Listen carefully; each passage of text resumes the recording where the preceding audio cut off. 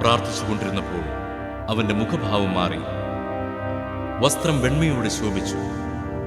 അപ്പോൾ രണ്ടുപേർ, മോശയും ഏലിയായും, അവനോട് സംസാരിച്ചു കൊണ്ടിരുന്നു.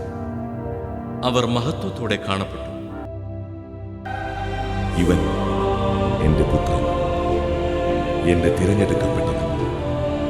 അവന്റെ വാക്ക് ശ്രമിക്കും.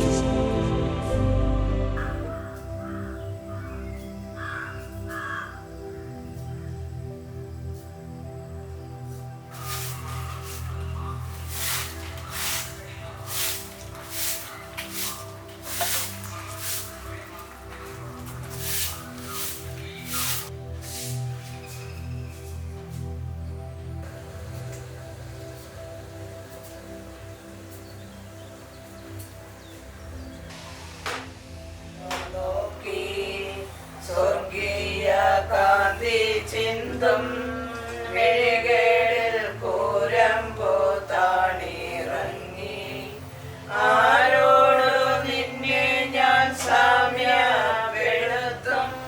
കലന പേരും കടലേ, ആരറിഞ്ഞാഴത്തിൽ അലതല്ലി നിൽക്കുന്ന നിന്മാനോവേദന, നിൻ കണ്ണുനീരാൾ കഴുകേണമെന്നിൽ പതിയുന്ന മാലിന്യ